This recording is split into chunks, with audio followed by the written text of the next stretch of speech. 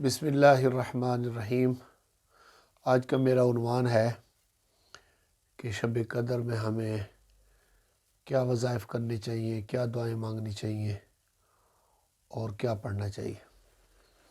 اس سے پہلے دو تین گزارشات کر لوں۔ علماء کرام فرماتے ہیں کہ شب برات میں جس طرح قسمت لکھی جاتی ہے، انسان کی تقدیر لکھی جاتی ہے، اگر کوئی شخص 15 شعبان کو نہیں جاگ سکا، اللہ کی عبادت نہیں کر سکا اور اس کی قسمت میں بدبختی لکھ دی گئی، تو اگر وہ شخص شب قدر میں عبادت کر لے، اللہ سے دعا مانگ لے، گڑ گڑا لے، سجدے میں دعائیں مانگ لے، سجدے میں رونے کی کوشش کرے، رونا نہیں آتا تو رونے جیسا منہ بنا لے، تو یہ نسبت ہو جائے گی ان رونے والی شخصیات انبیاء اور اولیاء کے ساتھ، تو اللہ تعالیٰ اس نسبت سے اور اس طرح کا اپنے آپ کو پیش کرنے سے اللہ تعالیٰ معاف فرما دے گا۔ تو اگر شب قدر میں کوئی شخص معافی مانگ لیتا ہے، اس کی معافی قبول ہو جاتی ہے، تو پھر اس کو خوش بخت لکھ دیا جاتا ہے، یعنی یہ تقریباً 1.5 مہینے کا ٹائم دیا جاتا ہے۔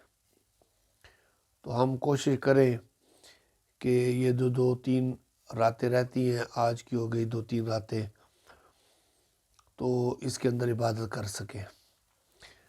ویسے علماء نے کہا ہے کہ قرآن مجید میں اشارہ ہے کہ 27ویں رمضان مبارک زیادہ تر شب قدر ہوتی ہے، لیکن کوشش کریں کہ 29ویں میں بھی ہم کچھ نہ کچھ عبادت کریں جتنی ہم کر سکتے ہیں۔ تو 29ویں رات بھی شب قدر ہو سکتی ہے، طاق رات ہے آخری عشرے کی۔ تو یہ جو میں معمولات بتا رہا ہوں یہ آپ جاری رکھنا اور آگے بھی شیئر کر دیں، جنوں کو شیئر ہوتا رہے گا اور وہ یہ پڑھتے رہیں گے، آپ کو بھی ثواب ملے گا۔ اور بھی اگر آپ کے ذہن میں کوئی موضوع آتا ہے کہ آپ کو کوئی چاہیے علم کے حوالے سے، تو آپ مجھے کمنٹ میں لکھ سکتے ہیں، میں انشاءاللہ اس موضوع پر گفتگو کروں گا۔ معافی جو ہے وہ سب لوگوں کو مل جائے گی، لیکن حضور صلی اللہ علیہ وسلم نے فرمایا 4 قسم کے لوگوں کو معافی نہیں ملے گی، وہ نہیں بخشے جائیں گے۔ ایک شرابی، ہمیں شرابی سے یہاں مراد صرف شراب پینا نہیں، نشہ کرنا۔ اگر کوئی کہتا ہے جی میں کوکین، ہیروئن، ڈرگز کا عادی ہوں تو میرے لیے تو نہیں ہے، وہ تو شراب کے لیے نہیں، ہر قسم کا نشہ آج کی رات ہم چھوڑ دیں، کوشش کریں کہ آئندہ نشہ نہ کریں اور اللہ سے توبہ کر لیں اور اس پر کوشش کریں کہ استقامت اختیار کریں، شراب وغیرہ نشہ ہر چیز چھوڑ دیں۔ والدین کا نافرمان، اگر والدین زندہ ہیں تو ان کو اگر ان سے غلطی بھی ہو جائے تو ان کے سامنے اونچی زبان میں بھی نہیں کہنا چاہیے، نہیں بات کرنی چاہیے۔ قرآن کا ولا تنہرہما، ان کو جھڑکے نہیں، ولا تقل لہما اف، اف تک نہ کہو، پیار سے، محبت سے، ادب سے کہو کہ نہیں ایسے نہیں ایسے۔ تو ان کی نافرمانی، اگر کوئی سی چیز اچھی چیز کی بات کرتے ہیں تو وہ نافرمانی نہیں کرنی چاہیے۔ والدین کا ادب و احترام، وبالوالدین احسانہ، حضرت لقمان نے بھی اپنے بیٹے کو جو نصیحت فرمائی تھی اس میں کہا۔ پھر قطع رحمی کرنے والا، یعنی رشتہ داروں سے اپنا تعلق توڑنے والا۔ رشتہ داروں کے بہت زیادہ حقوق ہوتے ہیں، ذوی القربہ والیتامى والمساکین، یعنی یتیموں اور مسکینوں سے بھی میں نے ایک اپنے بیان میں کیا تھا عرض، تو اس سے بھی پہلے اللہ تعالیٰ نے رشتہ داروں کا ذکر کیا ہے، تو ان سے تعلق نہیں ختم، اگر کوئی ان سے غلطی ہو بھی گئی آپ ان کو معاف کریں۔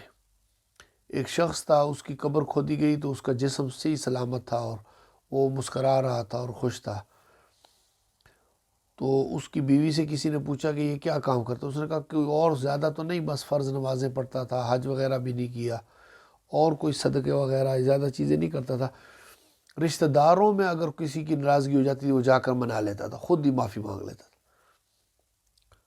تو ہمیں چاہیے کہ ہم رشتہ داروں سے بنا کر رکھیں۔ زیادہ چانس وہی ہوتے ہیں جہاں انسان اکٹھے بیٹھتا ہے، بھائی بھائی سے لڑ پڑتا ہے، بہنوں سے، تو یہ رشتے خالہ کے، چچا کے،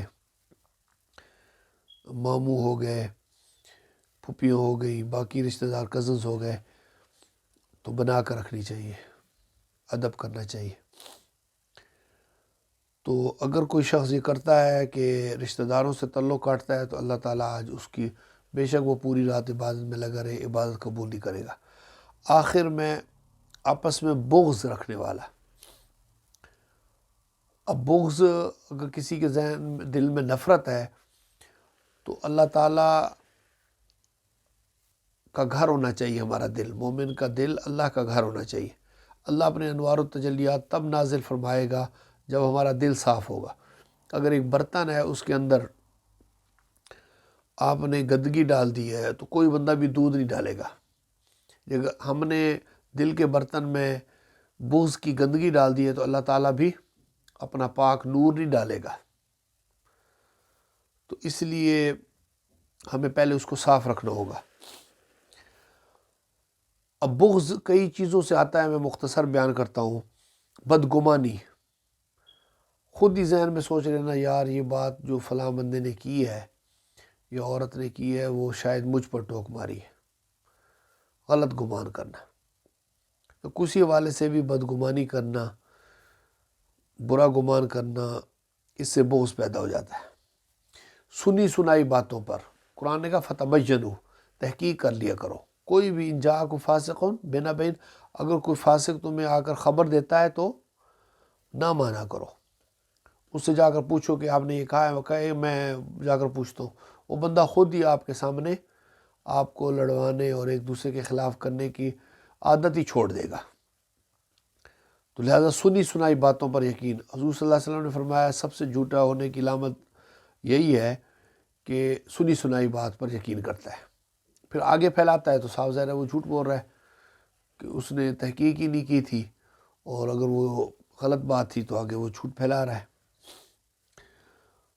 تیسرا میں نے جو آپ کو بتایا کہ کوئی عورت جاتی ہے اور عامل بابا کے پاس، جس طرح میرے ایک اور بیان میں ہے کہ ہمیں وہ بتائیں کہ کس نے ہم پر جادو یا تعویذ کیا ہے، تو وہ اپنے پیسے بنانے کے لیے کیا کرتے ہیں، وہ کہتے ہیں جی کوئی لمبے قد کی، کوئی کالے کلر کی، کوئی اس طرح کی عجیب بات کر دیں گے، پھر ہمیں نفرت پیدا ہو جائے گی۔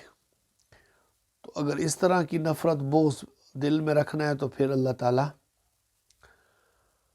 معاف نہیں کرے گا، اس رات میں بھی معافی کے دروازے اس کے لیے بند ہوں گے۔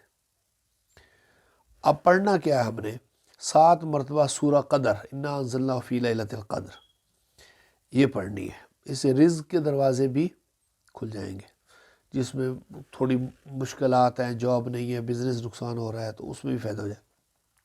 100 مرتبہ اللہم انک عفو تحب العفو فاعف عنی یا غفور، حضرت عائشہ رضی اللہ تعالیٰ عنہ کو حضور صلی اللہ علیہ وسلم نے سکھائی تھی۔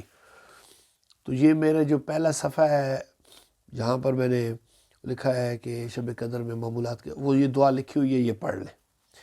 100 مرتبہ استغفر اللہ ربی من کل ذنب و اتوب الیہ، یا اللہ میں تجھ سے ہر گناہ کی معافی مانگتا ہوں یا مانگتی ہوں اور توبہ کرتی ہوں۔ 100 مرتبہ درود شریف، اور 10 نوافل اگر پڑھ سکیں، 10 یا زائد جتنے بھی پڑھ سکیں۔ اور اگر کوئی سجدے مس ہو گئے ہیں آپ کے تلاوت کے اندر، قرآن مجید آپ نے پچھلے رمضان مبارک میں یا اس میں پڑھا اور پھر اس کے بعد آپ اس میں سجدہ تلاوت نہیں کرتے رہے، وہ پڑھ لیں، یا قضا نماز ہے اگر ایکسٹرا پڑھ سکیں تو۔ چیریٹی کر لیں، بے شک 1 پاؤنڈ کر لیں، 5 پاؤنڈ کر لیں، ایک طرف رکھ لیں، عید کے بعد یا عید کے موقع پر بھیج دیں۔ تو اگر یہ ہوگا تو 83 سال 4 مہینے جیسے آپ نے 1 پاؤنڈ کا صدقہ دینے کا ثواب مل جائے گا۔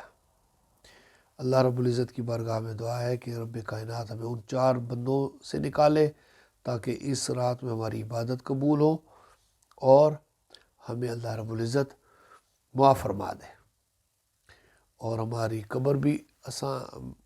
قبر میں بھی ہمیں روشن فرمائے، اور آخرت بھی آسان فرمائے۔ وما علینا الا البلاغ۔